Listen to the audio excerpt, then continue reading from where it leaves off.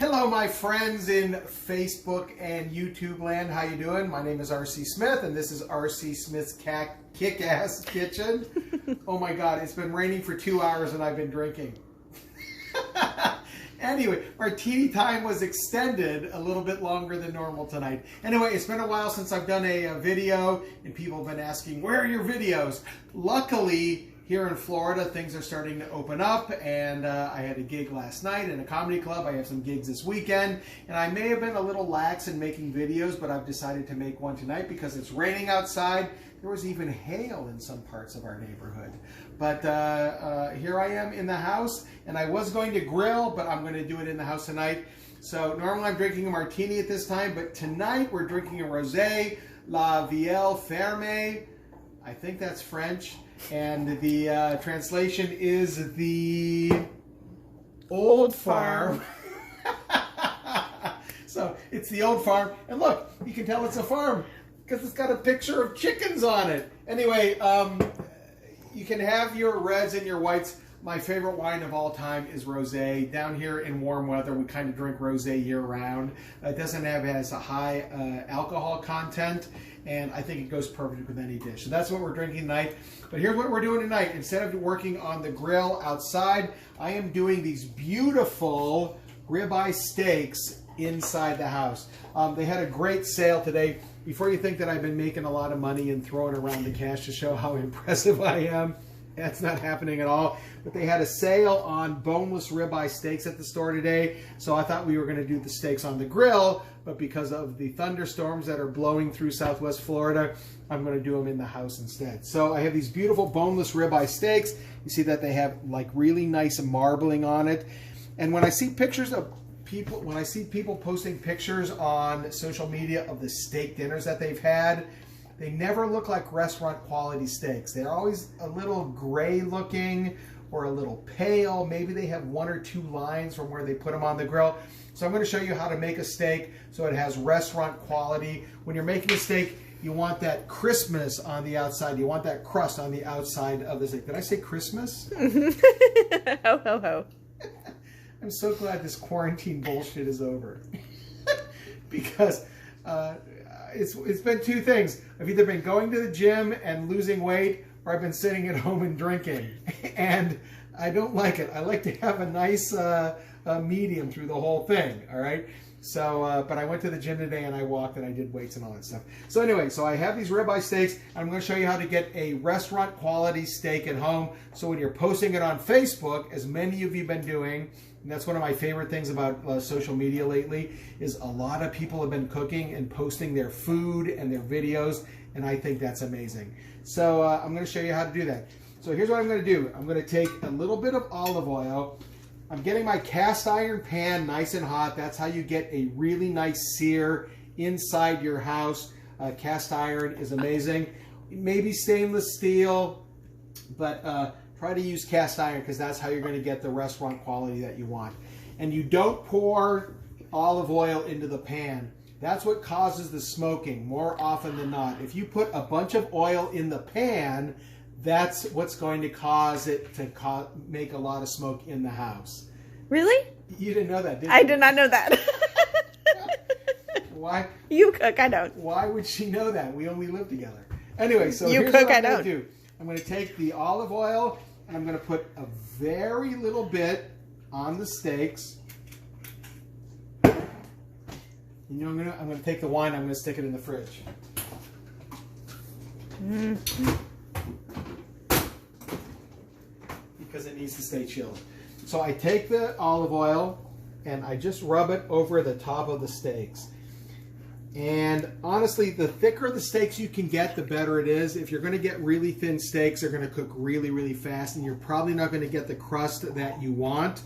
So luckily they were having a sale at the store today. So I put the olive oil just a little bit, and then I'm going to put what some people would probably consider a lot of salt. I'm using sea salt tonight. I either use a fine sea salt or a fine kosher salt. And then I'm going to put a bunch of black pepper on the steak. It's almost, I like my steaks so they're almost like an au poivre. which is basically steak with pepper. I got my pan smoking hot. So I have oil, I have salt, and I have pepper on my 2 boneless ribeyes. And I'm going to take them. I'm just going to put them. Now here we come. Here comes the sound. That's the sound that we want. I'm going to put the other one in. And then what I do is when they're in the pan, they're going to be in there for a couple of minutes. I'm going to take a little bit more oil and put it on. You want to put just enough to cover the steak. You don't want it to spill it over into the pan because that's what's going to cause the smoking. And you notice that right now there's no huge flames, there's no huge smoke. And then I take a little bit more of the salt. And honestly, this should be enough salt and pepper that you won't need to add any once this is being served. And you let that sit. I'm going to turn my flame up to high. Like I said, I always cook at a high heat. So I'm going to get these sit. So what I'm going to do is I'm going to let these sit for a couple of minutes to get that crisp on the outside. Patience is the way to go. You don't want to keep flipping the steaks over and over and over again because they're not going to get cooked. So I have a nice hot flame. It's actually an electric stove. There's no flame at all. But I have a lot of heat. When I moved to Florida, when I lived in New York, we had a gas stove, and that was great. And when I worked on the Chew, all the hosts that worked on the Chew were always complaining because we didn't have gas stoves. And they were like, oh, these are electric, and they had to sort of learn a whole new way of cooking. When I moved to Florida, I wasn't really aware that it was all electric stoves down here. If you want to have gas, you have to put in a pipeline, you have to put in propane. It's a lot of money, it's ridiculous. So we have an electric stove. Can you hear that? Can you smell it? It sounds like the way it should be cooking. Anyway, I'm cooking with electric now, and I've learned a whole different type of cooking. And for me, what works best is actually having a lot of heat, really, really high heat. So I'm going to let this cook for a few minutes. I'm going to take a break for about probably 2 minutes. And when I come back, I'm going to flip the steaks, and you're going to see what they look like. I'm glad you guys are hanging out. Thanks for watching. Hello, my friends. I'm back. Thanks for hanging out. So it's been about 3 or 4 minutes. The Oh my steaks have God, been it's cooking so on one side. smoky. It's getting a little smoky in here, but you know what? If you're not smoking, you're not cooking. All right, so come on in here, get a real close look at this. I've let them rest it. Turn it over, and that is exactly what you want. That is the steakhouse look. Look at that. Look how they're crispy. They're bubbling. So what I'm going to do now is I'm going to turn off the stove. I'm going to grab my really funny oven mitt. And I have the oven preheated to about 400 degrees. I'm going to take it. I'm going to stick it in the oven. And I'm going to let them sit in there probably for about another 3 or 4 minutes. It's hot. It's smoky. The fries are done. The dog is eating a bone. Everybody's laughing and drinking. It's a party. It's chaos here at the Smith household. But you know what? It's not a party unless you're smoking up the place. Anyway, I'm going to let the steak cook probably for about another 4 or 5 minutes for a nice medium rare. And we'll see how it looks when we're done. This is a 3-part video. I'll see you in a few minutes. Thanks for hanging out.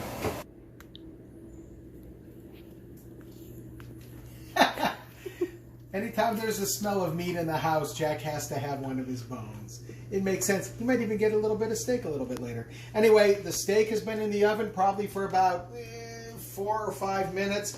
I like my steak a little bit more on the rare side, so I'm going to show you a little trick. So I'm pulling it out of the oven. Oh my God. Look how beautiful those look. That is the way a steak should look when you're pulling it out of the oven. I'm going to do a quick check on it. So here's what I do. I'm checking to see what the temperature of the steak is without using a thermometer. Here's a cool little trick. If you go like this, if you touch this part of it right here when you put your the OK symbol, that would be a rare steak. If you put your middle finger together, that's more of a medium rare. If you put your 4th finger there, that's more of a medium to well. And if you put your little finger there, that's a well done steak. So when I touch it right there, you can see that it's probably more of a medium to a medium rare steak. What I'm going to do is I'm going to take both of the steaks. Look at that. They're juicy, they're beautiful, they're crispy. I'm going to let them rest right here on the cutting board. And I'm going to let them rest probably for about maybe 5 minutes. I'm going to take a piece of foil. I'm not going to wrap them tightly, because if you wrap them tightly, then they'll steam inside the foil and the crust will get really, really soft. A lot like when you're smoking a brisket. So I'm going to just put them loosely over the top. I'm going to let them rest for about 5 minutes. That gives the juices a chance to all reabsorb into the steak. I'm going to cut them in about 5 minutes. I'm serving them with French fries. I bought the frozen French fries and put them in the oven and got them really crispy.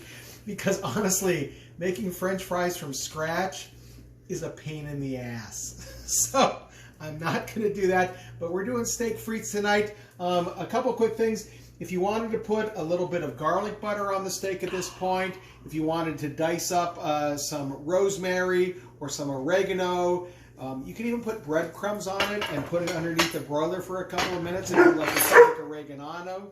Oregano. I'm not Italian. I just love Italians. So there's a bunch of different things, but tonight we're just doing steak frites, salt, pepper. I might put a little bit of butter. We're going to do A1 sauce because I really like steak sauce with my steak. Maybe not what you would find in a 5-star restaurant.